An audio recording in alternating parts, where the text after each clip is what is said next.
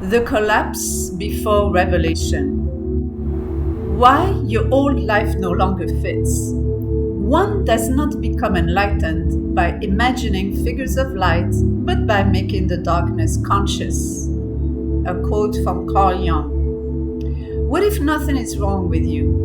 What if the life you've spent years trying to fix was never meant to last forever? What if the exhaustion you've been carrying, the loss of motivation, the quiet feeling that you no longer belong inside the life you worked so hard to build, isn't evidence that you're falling apart, but the first unmistakable sign that something deeper is reorganizing itself beneath the surface? For generations, we've been taught to fear collapse, to resist it, to fix it, to medicate it, to numb it, to distract ourselves from it, to push through it. But what if collapse isn't the opposite of transformation? What if it's the doorway? Every authentic transformation begins the same way. Not with certainty, not with clarity, not with the perfect plan. It begins when the life that once carried you can no longer carry who you're becoming. Carl Jung spent decades observing this process.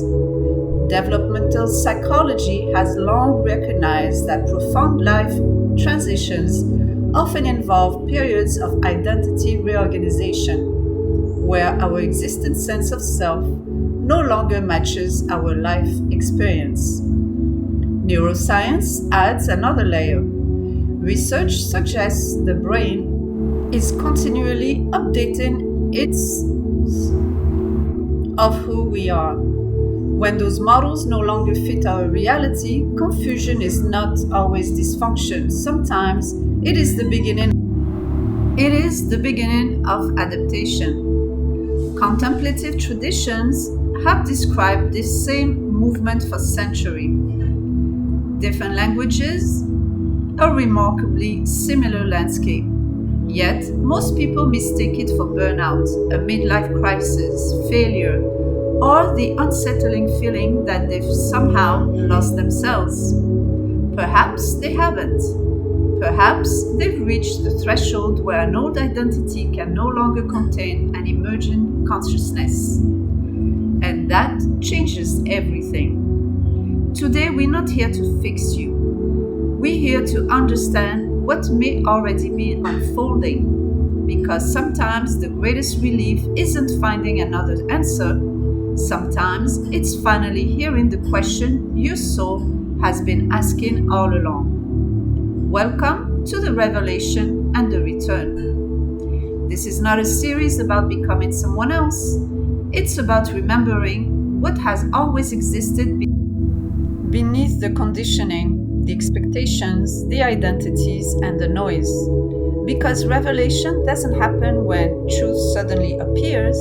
Revelation happens when awareness becomes quiet enough to recognize what has always been there. Before we continue, I'd like to ask you something. Have you ever looked at your life and quietly thought, this doesn't fit anymore? Not because your life is objectively bad, not because you failed, but because something inside you has changed, and your outer life hasn't caught up yet. If that resonates, write the word recognize in the comments. Not for the algorithm, for yourself, because recognition is often the first moment transformation becomes possible. Carl Jung said, no tree, it is said, can grow to heaven unless its roots reach down to hell. Why your old life no longer fits. The collapse that comes before every authentic transformation. One of the greatest misconceptions about transformation is believing it begins when something new arrives. A new relationship, a new purpose, a new opportunity, a breakthrough. But life tells a different story. Long before a forest reaches toward the sky, its roots are growing into darkness and stillness. Long before spring announces itself in blossom, Winter has been quietly preparing the soil. The visible is rarely the beginning. The beginning is felt through deep knowing that is insistent, even if not backed by your logical mind. It is the revelation of something that has been unfolding in silence. Perhaps your life is no different. Perhaps what feels like confusion is actually reorganization. Perhaps what feels like emptiness is making room for a deeper fullness. Perhaps what feels like loss is the completion of a chapter that can no longer carry the person you are expanding to be. This is why authentic transformation rarely feels like it feels like remembering, not remembering facts, remembering yourself, something deeper, ancient, and undeniable. The deepest movements of consciousness are often acts of recognition, not acquisition. You are not manufacturing your essence, you are uncovering it. Why now? Because you are making space, reducing static noise and interference, which allows for that recognition, remembrance to unfurl as glimpses at first and then gradually as presence. As remembrance happens, it triggers the complete reorganization of all internal systems first: DNA uncoiling, biology and nervous system, internal reconfiguration and restructuring. The whole system is going back to the original blueprint. The energy that was used to maintain old identities, competition, and maintenance beyond their usefulness is repurposed to this major recalibration. In the beginning stages, this process engenders disorientation, confusion, cognitive dissonance, before recognition settles it all. So perhaps this is why this controlled demolition and excavation feels so unsettling. We imagine we're losing ourselves, when in truth we are losing what was never meant to define. Every layer that falls away creates space. Every illusion released restores energy. Every borrowed identity returned lightens our dance with life. Because what is true does not become heavier as you approach it. You return to it over and over until it becomes simpler, more coherent, more alive, more embodied. Theoretical physicist David Bohm described reality through two complementary ideas: the explicit order, or the visible world we experience, and the implicit order, which is the deeper patterns from which the visible emerges. While his work was philosophical rather than a model of consciousness, it offers a compelling metaphor for inner transformation. Our careers, our relationships, our routines, our identities belong to the visible world, the effect. But long before those outer structures begin to change, something often begins reorganizing beneath conscious awareness, the cause, the source. Whether we describe that movement through psychology, physics, or contemplative wisdom, the invitation is remarkably similar. The deepest transformations begin long before they become visible. That may be why the beginning feels so disorienting. Nothing outside has changed. To the contrary, everything feels stagnant and restless at the same time. Yet everything inside has reorganized. Think about a seed. It is buried in darkness and stillness, and on the surface it seems like nothing is happening. Days, weeks, months, and sometimes years pass, still nothing. Yet, beneath the surface, an extraordinary intelligence is already at work. The shell must crack before the roots can descend deeper, widen, and strengthen, and the roots must descend before anything reaches toward the light. Nature never mistakes hidden growth for the absence of growth. So why do we? Part of the answer is the conditioning most of us went through that programmed us to exclusively trust our five senses: beyond our inner knowing, and higher divine intelligence. Nature does not hurry, yet everything is accomplished. A quote from Lao Tzu. Perhaps the life you've been calling stagnant has simply entered a season your culture never taught you how to recognize. It is preparation. Because we celebrate blooming, we applaud visible achievement, we admire arrival, but we rarely honor the invisible seasons where everything essential and foundational is taking shape. Take a slow breath.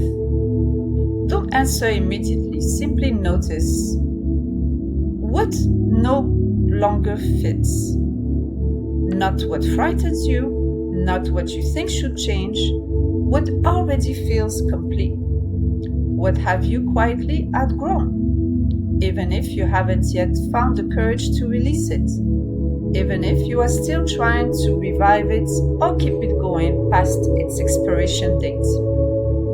Your mind may hesitate. Your body usually doesn't. The body intelligence often recognizes truth before the intellect can explain it. If a word surfaced, don't dismiss it. Write that one word in the comments. No explanation, no story, just the word.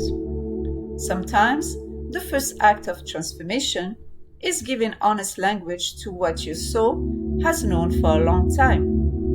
It is giving credence to your inner voice, inner knowing, regardless of visible confirmation. It is trusting the implicate order, which is the source of the explicate order. That's when the shift happens. You become the shift by aligning with it. Your deep knowing without seeking for permission, validation, or confirmation. Carl Jung said, "The privilege of a lifetime is to become who you truly are." The question is, if you're no longer who you once were, who have you been pretending to be? Why you don't feel like yourself anymore, when the identity you built can no longer carry who you're becoming? Have you ever noticed that the hardest identities to release are often the ones that once saved your life, the ones that protected you and preserved you through survival? Not because they were false, because they were faithful. They helped you survive. They earned you acceptance. They protected you from rejection. They gave you a place to belong. Every identity begins as an intelligent adaptation. The difficulty begins when adaptation becomes permanence and over-identification. What once protected your life and provided comfort and safety quietly begins limiting it, becoming a self-imposed prison. This is one of the greatest paradoxes of human development.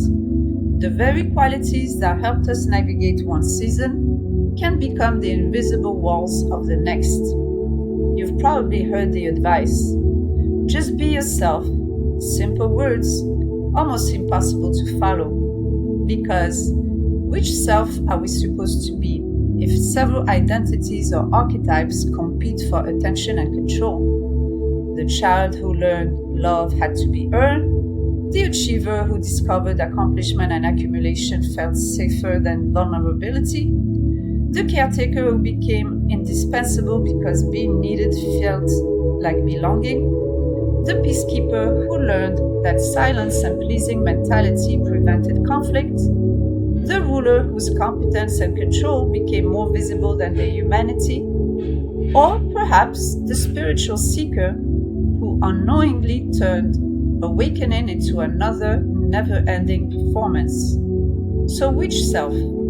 Until that question becomes conscious, adaptation is easily mistaken for identity. Carl Jung said, until you make the unconscious conscious, it will direct your life and you will call it fate. Carl Jung called this adaptive identity or the persona. Originally, the word referred to the masks worn by actors in ancient theater. The mask wasn't deception, it was function. It amplified a role. It served a purpose. Carl Jung observed that every human being develops psychological masks as part of healthy development. Children adapt to dysfunctional families. Students adapt to schools. Adults adapt to cultures, relationships, professions, and communities. There is nothing inherently unhealthy about the persona. It becomes limiting only when we forget it was always meant to be a bridge, a temporary phase, a training ground, part of a larger process, not a destination and never a home. Modern psychology reaches a similar conclusion through different language.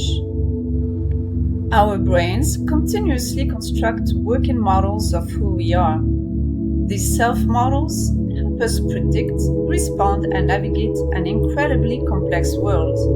They're remarkably useful until life changes and the next evolutionary phase is scheduled to begin. When our lived experience begins diverging and expanding from those internal models and archetypal energies, tension naturally emerges.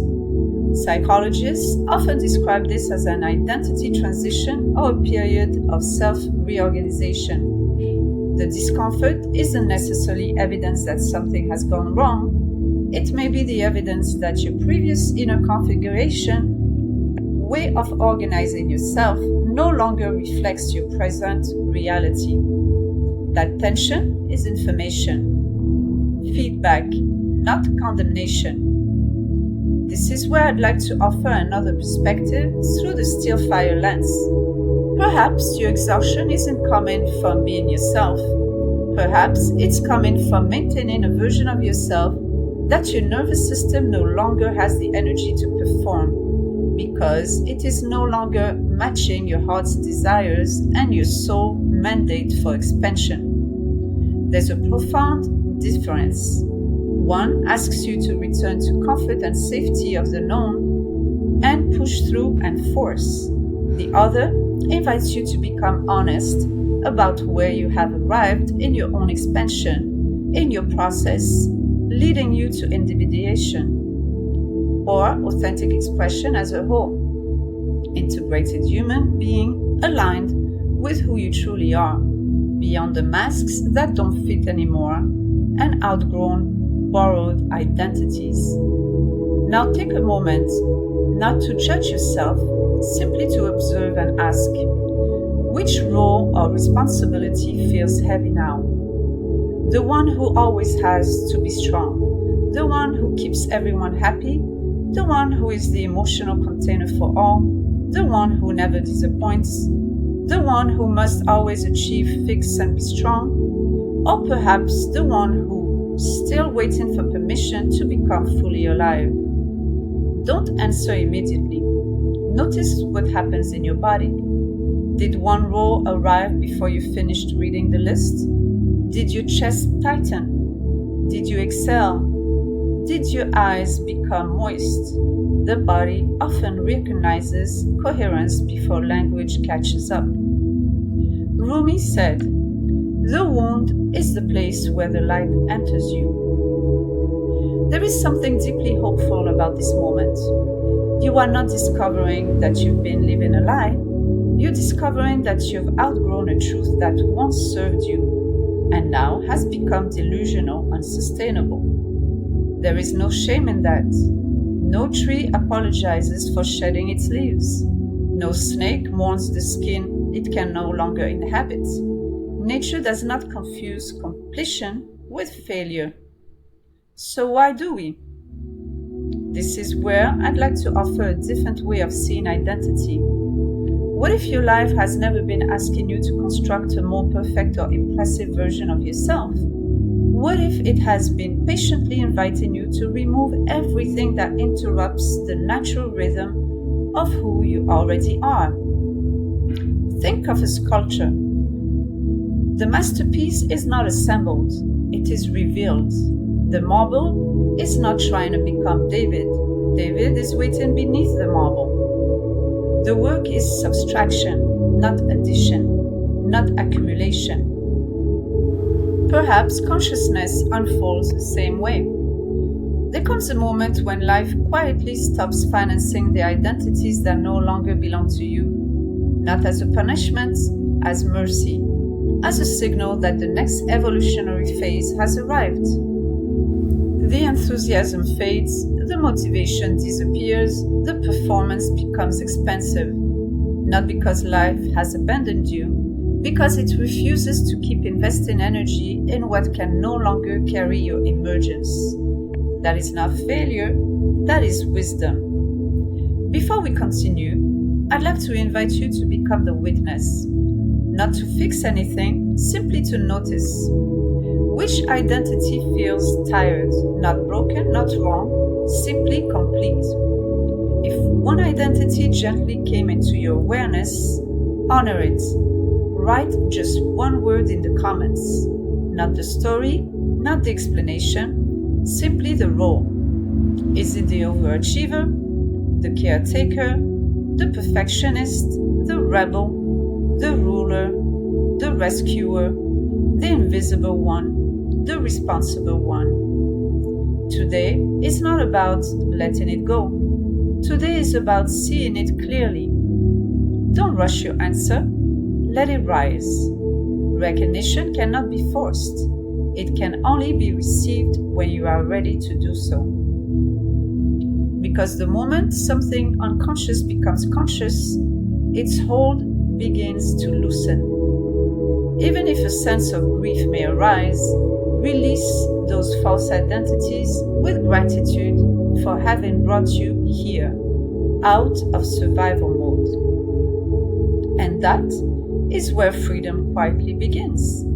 Freedom from the old construct of reality, the old identities. You realize you have now outgrown and lean into the freedom to finally start expressing your authentic self, your truth, your sovereignty. Every transformation reaches a moment when recognition is no longer enough. Awareness opens the door, but participation is what allows you to walk through it. And that is where we'll go next. The signal of arrival. Not arrival at a destination, arrival in yourself. There comes a moment when you stop searching for evidence that you are on your path. Your way of being, your deeper knowing becomes the evidence. You no longer announce your transformation. You start inhabiting it, returning to it over and over, quietly, consistently, lovingly. That coherence becomes unmistakable, not only to you, but in the quality of your relationships, your choices, your presence, and the life that gradually organizes around them. You are not here to become someone else. You are here to become undivided whole, to remember your center, your essence, your light, your spark, to participate consciously in the rhythm of life as the field itself, beyond the illusion of separation, and to allow what has always been true, authentic, to become visible in your ordinary life, while expanding your awareness of belonging to and merging with the flow of life itself, like the wave and the ocean, the cloud and the sky. Today, we've explored why your old life no longer fits, but here's the deeper mystery. If your life was built by an identity, what happens when that identity begins to dissolve? Why do you suddenly feel like a stranger to yourself? Why does success lose its flavors? Why do relationships begin to feel unfamiliar? And why can authenticity feel so terrifying when it's the very thing you've been longing for? In our next transmission, we'll explore the masks we mistake for ourselves and why remembering who we are often begins with recognizing what we are not. Until our next more answers, watch your own life. Notice what no longer asks for your energy and what quietly begins to come alive when you stop performing. Life is already speaking. The question is, are you recognizing it? Or Where in life are you trying to already come to completion? Comment below. Not for me or the algorithm, it's the morphic field of recognition unfolding in the collective. Your transformation never happens in isolation. The frequency calls, the fire rises, enter at your own shift. Still Fire 1111. And if this resonated with you, subscribe to the series, download Energy is Everything using Science and Spirit to master vibrational reality, free for subscribers of Still Fire 1111, and to celebrate my launch on Heal Me, book a complimentary 20-minute discovery call. This is not about becoming someone else. This is about finally allowing who you are to organize your life. Heal deep, rise sovereign. The frequency calls, the fire rises, and now it radiates. Welcome, and until next time.